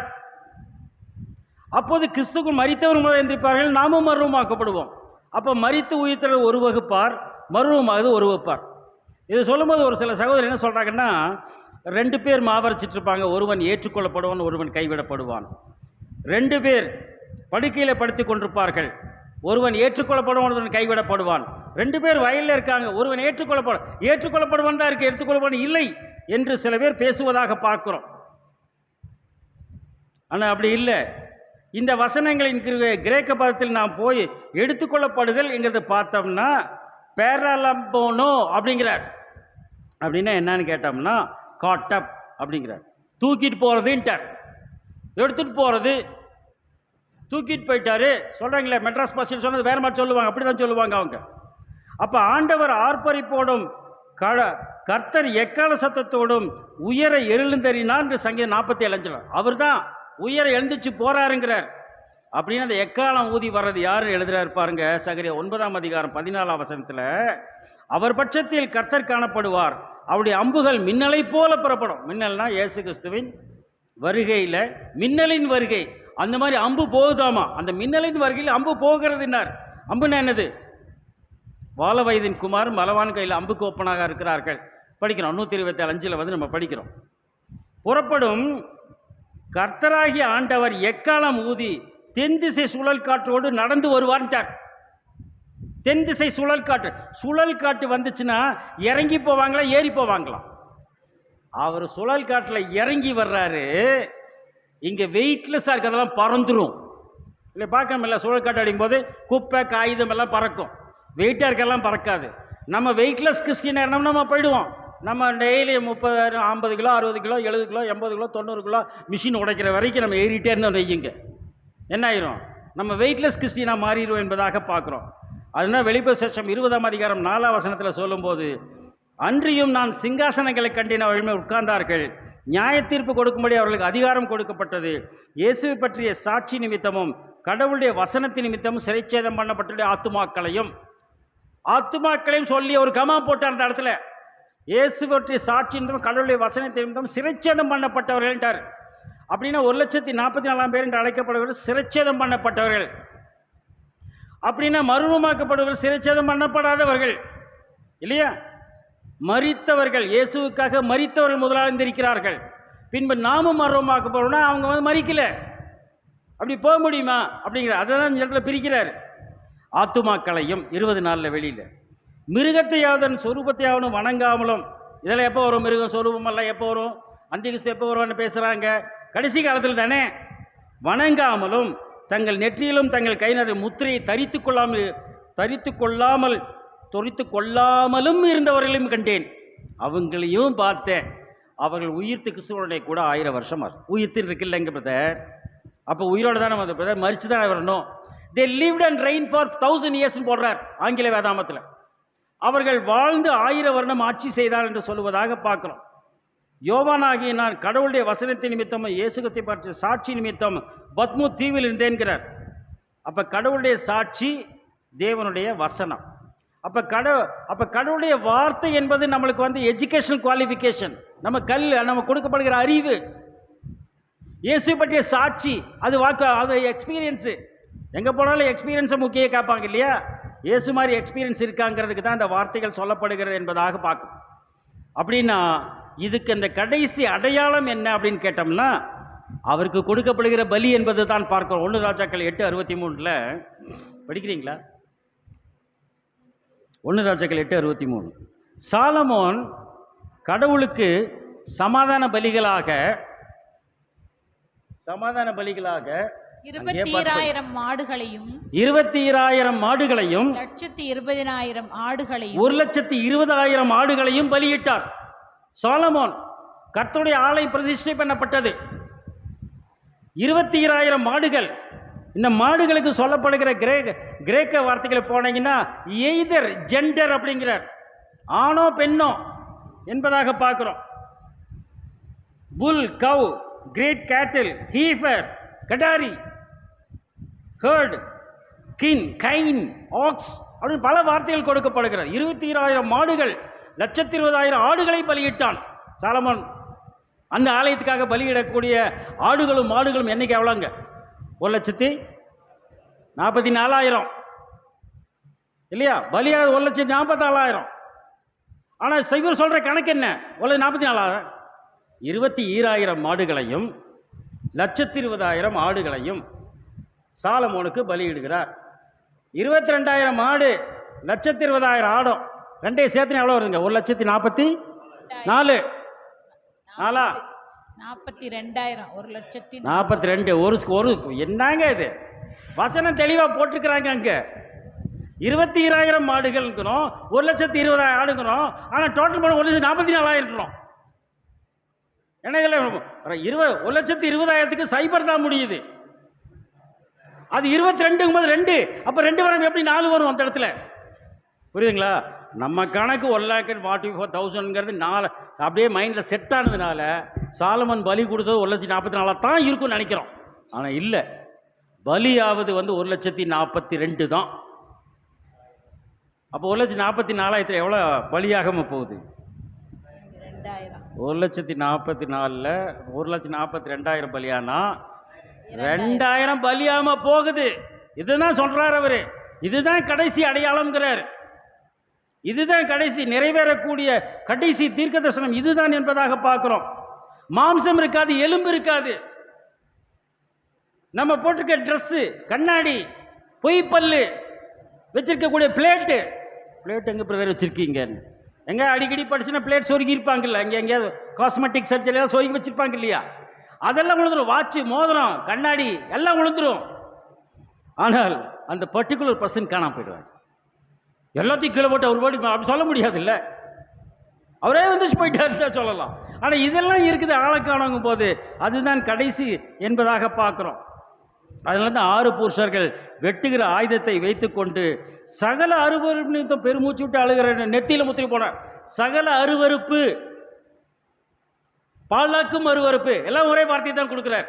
இந்த சகல அருவருப்பு பாலாக்கு பார்த்து மன வேதனைப்பட்டு அழுகிறவர்களாகத்தான் இருக்கிறார்களே தவிர அவர்கள் வேறு எதுவும் செய்ய முடியாது. அவர்கள் நெத்தி முத்திரை போடுண்டார். முத்திரை போடப்பட்ட தொகையை தோலை கட்டிய 1,44,000. அதற்கு பின்பு என்ன நடக்குதுன்னு பார்த்தோம்னா, இதோ நான் பார்த்தபோது சகல ஜாதி சகல கோத்திரம் பாஷைக்காரர்கள் இருந்து வந்ததும் ஒருவரும் எண்ணக்கூடமான திரள் கூட்டமான ஜனங்கள் வெள்ளையங்களை தரித்து கொண்டு சிங்காசனம் முன்பாகவும் ஆட்டுக்குண்டு முன்பாகவும் நிற்க கண்டேன். இவர்கள் எங்கே இருந்து வந்தார்கள்? இவர்கள் மிகுந்த உபத்திரவத்திலிருந்து வந்தார்கள். அப்படின்னு மிகுந்த உபத்திரவம் ஒரு வரும், அப்போ தான் வருவாங்க என்று சொல்லலாம். மனவாட்டி போயிடுங்க, திரள் கூட்டம் பின்னாடி தாங்க போகும், கடைசியில் தாங்க போகும். அப்படி தாங்க டீச்சிங் எங்களுக்கு. ஆனால் பைபிள் அப்படி டீச் பண்ண. ஏசாயா சங்கீதம் 45:14-15 சித்திர தையலாடி தரித்தவளை ராஜாவனத்தில் அழைத்து கொண்டு வரப்படுவாள். அவள் பின்னாலே சொல்லும் அவளை தோழிகளாக கன்னிகளும் இடத்தில் கூட்டிக் கொண்டு வரப்படுவார்கள். அவள் பின்னாலே கடைசி காலத்தில் அப்படி அல்ல, பலவண்ணப்பட்டு உடுத்தி அரசரிடத்தில் அழைத்து வரப்படுவார். கன்னி தோழியர் புடைசூழ அவளை அடியெடுத்து வந்துடுவாள். கன்னி தோழியர் புடைசூழ அப்படின்னா தோழியும் திரள் கூட்டமும் ஒன்னா போகுதுங்கிறாரு. அடியெடுத்து வைத்துருவார். எது அப்போ அடியெடுத்து வைக்கிறது? எது? காலுங்கிறது கடைசி கால திருச்சபை. அதோடு கூட திரள் கூட்டம் வந்து விடுங்க. அதனால தான் ஆதியாமம் 24:61 சொல்கிறாரு, அப்பொழுது ரெபேக்காலும் அவள் வேலைக்காரிகளும் எழுந்து ஒட்டகங்கள் மேல் ஏறி அந்த மனிதரோடு கூட போனார்கள். அப்படின்னா மணவாட்டி திரள் கூட்டம் ஒன்றா தான் போகும். மணவாட்டி முதல் போயிடும், திரள் கூட்டம் பின்னாடி போகணும் நம்ம நினைக்கிறோம் இல்லையா? அது தப்பு. மணவாட்டி தனியாக போயிடுச்சுன்னா அதுக்கு பேர் வேற. அப்படி போனாலுமே 2 பிள்ளைங்களை கூட்டிகிட்டு தான் போகிறாங்க. ரகசிய திருமணம் பண்ணுறதுக்கு எப்படியோ படிப்பு போயிடுவாங்க. தனியாக போடுறது இல்லை என்பதாக வேதம் சொல்லுகிறது. அதனால தான் வெளி 19 படிக்கிறோம், இவைகளுக்கு பின்பு பரலோகத்தில் திரளான கூட்டம் இடுகிற ஆரவாரத்தை கேட்டேன். திரளான கூட்டம் பரலோகத்தில் ஆரவாரம் செய்கிறதாம். மேலும் 24 மூப்பர்களும் 4 ஜீவனும் வணக்கமாய் விழுந்து கடவுளை தொழுது கொண்டார்கள். மேலும் நமது கடவுளுடைய ஊழியக்காரரே பன்மையில் அந்த தூதன் சொல்ற, நானும் உன்னோட ஒரு ஊழியக்காரன் தான் சொல்றார் அப்படின்னு எல்லாருமே. அவருக்கு பயப்படுகிற சிறியோரும் பெரியோர். சிறியோர்னா திரள் கூட்டம், பெரியோர்னா மணவாட்டி வகுப்பார். பிரிச்சுக்கோங்க. சிறியோரும் பெரிய மாணவர்களே, நீங்கள் யாவரும் அவரை தொழுது கொள்ளுங்கள். அப்பொழுது திரளான ஜனங்கள், திரளான கூட்டம் முன்னாடி வந்தது, இங்கு திரளான ஜனங்கள் இடும் ஆரவாரம் போலவும் பெருவெள்ள இரைச்சல் போலவும் பலத்த இடிமுழக்கம் போலவும் தான் சொல்றாரு அவரு. ஒரு சப்தம் உண்டாகி, அல்லேலுயா, சர்வ வல்லமையுள்ள கடவுளாகிய ஆண்டவர் ராஜ்யபாரம் பண்ணுகிறார், அவருடைய கல்யாணம் வந்தது, அவருடைய மனைவி தன்னை ஆயத்தம் பண்ணினார் என்று சொல்ல கேட்டேன் என்று சொல்வதாக பார்க்கும். அப்படின்னா திரள் கூட்டமான ஜனங்கள் இருக்கக்கூடிய ஆரவாரம் போல சத்தம் எங்கே வந்ததுன்னு பார்த்தீங்கன்னா அது பரலோகத்தில் வந்ததுங்கிறார். அப்போ என்ன நடக்குதுன்னு பார்த்தீங்கன்னா திரள் கூட்டமும் மணவாட்டி பாரு எல்லாம் போயிடுறாங்க. அங்கிருந்து தான் அந்த சத்தம் வருகிறது என்று சொல்வதாக பார்க்குறோம். எனவே அங்கு பார்க்கும்போது வெளி 11:15 7ஆம் தூதன் எக்காலம் ஊதினான். அப்பொழுது உலகத்தின் ராஜ்யங்கள் நம்முடைய கடவுளுக்கும் அவருடைய கிறிஸ்துக்குரிய ராஜ்யங்கள் ஆகின, அவர் சதா காலம் ராஜ்யபாரம் பண்ணுவார் என்ற கம்பீர சத்தம் உண்டானதுங்கிறார். 1 தெசலோனிக்கேயர் 4:18 சொல்கிறார், ஆகையால் இந்த வார்த்தையினாலே நீங்கள் ஒருவரை ஒருவர் தேற்றுங்கள் என்று அங்கு சொல்லுவதாக பார்க்கும். அதில் தான் சொல்கிறாரு கடைசியாக வெளிப்பசேஷம் 1:3 இந்த தீர்க்கதரிசி வசனங்களை வாசிக்கிறவர்களும் கேட்கிறவர்களும், இங்கே வாசிக்கிறாங்க கொஞ்சம் பேர், வாசிக்கிறவர்களும் கேட்கிறவர்களும் இதில் எழுதிகளை கை கொள்ளுவர்களும் பாக்கியவான்கள், காலம் சமீபமாக இருக்கு. வாசிக்கிறவனும் ஒருமையில் சொல்கிறார், கேட்கிறவர்களும் பன்மையில் சொல்கிறார், கை கொள்ளுகிறவர்களும் பன்மையில் சொல்கிறார். அப்படின்னா வாசிக்கிற ஒருவர் தான் வாசிக்கிறார், அது கேட்கிறவர்கள் நிறைய பேர் கேட்குறாங்க. ஆனால் பாக்கியவான் யாருங்க? கை கொள்ளுகிறவர்களும் பாக்கியவான்கள், காலம் சமீபமாக இருக்கிறது. இந்த தீர்க்கதரிசன வசனத்தை 22ஆம் அதிகாரம் 7ஆம் வசனத்தில், இதோ சீக்கிரமாய் வருகிறேன், இந்த புத்தகத்தில் உள்ள தீர்க்க வசனங்களை கை கொள்ளுகிறவன் பாக்கியவான்க. பின்னும் அவர் என்னை நோக்கி, இந்த புத்தகத்தில் உள்ள தீர்க்க வசனங்களை முத்திரை போட வேண்டாம், காலம் சமீபமாக இருக்கிறது. இந்த தீர்க்க புஸ்தகங்கள் தீர்க்க தரிசன வசனங்களை கேட்கிற யாவருக்கும் சாட்சியாக சொல்லுகிறது என்னவென்றால், ஒருவன் இவைகளோடு எதையாவது கூட்டினால் இந்த புஸ்தகத்தில் எழுதியிருக்கிற வாதையில் கூட்டு வேண்டாம். நீ புஸ்தகத்தில் இதை செய்யாத, விக்கிரக ஆராதனை பண்ணாதேங்கிறார். பண்ணுனா என்ன பண்ணுறோம்? நம்ம கூட்டிட்டோம் இல்லையா? இந்த வார்த்தையில் ஏதாவது எடுத்து போட்டால் ஜீவ புஸ்தகத்திலிருந்தும் இந்த புத்தகத்தில் இருந்தும் எழுதப்பட்டதிலிருந்தும் அவனுடைய எடுத்து போடுவேன்ட்டார். ஒருவர் காலை ஒருவர் கழுவ கழுவீர்கள்ங்கிறார். இது சொல்லப்பட்டது. இதை செய்யலை நம்ம குறைச்சிட்டோம் என்பது பொருள் இல்லையா? அப்படி சொல்லிட்டார். அப்படின்னா அந்த கடைசி தீர்க்க தரிசனம் என்ன அப்படின்னு கேட்டோம்னா, அந்த கடைசி வசனத்துக்கு முந்தின வசனம் தான் கடைசி தீர்க்க தரிசனம். படிக்கிறீங்களா? 22:20. இவைகளை சாட்சியாக அறிவிக்கிறவர் மெய்யாகவே நான் சீக்கிரம் வருவேன் என்றார். அவர் உனக்கும் ஸ்திரீக்கும் உன்வித்துக்கும் அவளுத்துக்கும் பகை உண்டாக்குவேன், அவர் உன் தலையை நசுக்குவார். முதல் தீர்க்க தரிசனம். அந்த நசுக்கிறதுக்காக என்ன செய்கிறார்? கடைசி தீர்க்க தரிசனமாக மெய்யாகவே நான் சீக்கிரமாய் வருகிறேன்ட்டார். அப்போ இயேசு சீக்கிரமாக வரேன்னு சொன்னது தான் கடைசி தீர்க்க தரிசனம் என்பதாக அந்த இடத்துல பார்க்கணும். அதனால இந்த தீர்க்க தரிசனம் அப்படிங்கிறது, தீர்க்க தரிசனம் தொலைவில் உள்ளதை பார்ப்பது சொல்லுவது. தீர்க்க தரிசனம் என்றால் என்ன? 3 கிரேக்க பதங்கள் கொடுக்கப்படுகிறது. தீர்க்க தரிசனத்தின் வரையறை என்ன? அது கடவுளின் வாக்கு மனிதர்களால் பேசப்பட்டது. அதனுடைய கிளாசிஃபிகேஷன் என்ன? யார் எழுதியது? ஏவப்பட்டவர்கள் எழுதினார்கள், மோசே முதல் யோவான் வரைக்குமாக. எப்படி எழுதப்பட்டது? தூயாவினால் எழுதப்பட்டது, தூண்டுதலினால் எழுதப்பட்டது. எப்படி பேசுவார்கள்? தரிசனமாக, சொப்பனத்தில் வெளிப்பாடை அவர்கள் வெளிப்படுத்துகிறார்கள். இப்போது தீர்க்கதரிசனம் உண்டா? தீர்க்கதரிசனம் இப்போது இல்லை. எப்படி பேச வேண்டும்? சொல்லப்பட்ட தீர்க்க தரிசனங்களை விலக்கிச் சொல்லுகிறவர்களாக இருக்க வேண்டும். எதற்கு சொல்ல வேண்டும்? பக்தி விருத்தி, ஆறுதல், புக்தி உண்டாகுவதற்காக சொல்ல வேண்டும். முதல் தீர்க்க தரிசனம், அவர் உன் தலையை நசுக்குவார், நீ அவன் குதிங்காலை நசுக்குவாள். கடைசி கால சபையை பற்றி பேசுகிறார். கடைசி கால தீர்க்க தரிசனங்கள் அப்படின்னு எடுத்துட்டா அது 4 விதமான தண்டனை: பட்டயம், பஞ்சம், கொள்ளை நோய், மிருகம் என்று சொல்லுகிறார். இதெல்லாம் வந்துருச்சு. கடைசி எக்காலம் தேவ ரகசியம் நிறைவேறும். 1,42,000 22,000 இதுதான் கடைசியாக சொல்லப்படுகிற தீர்க்க தரிசனம். அப்போ 2000 பேர் காணாமல் போவது தான் நிறைவேறக்கூடிய தீர்க்க தரிசனம். அது மறுரூபமாகக்கூடிய மணவாட்டி திரள் கூட்டம் ஒன்றாக சேர்ந்து செல்லுவதும் அது தீர்க்க தரிசனமாகத்தான் சொல்லப்பட்டிருக்கிறது என்பதாக பார்க்குறோம். கடைசி தீர்க்க தரிசனம் என்று சொல்லும்போது இதோ சீக்கிரமாய் வருகிறேன்னு சொன்னார். 21ஆம் வசனத்தில் சொல்லுகிறார், நம்முடைய ஆண்டவராகிய இயேசு கிறிஸ்துவின் கிருபை உங்கள் அனைவரோடும் கூட இருப்பதாக. ஆமென்.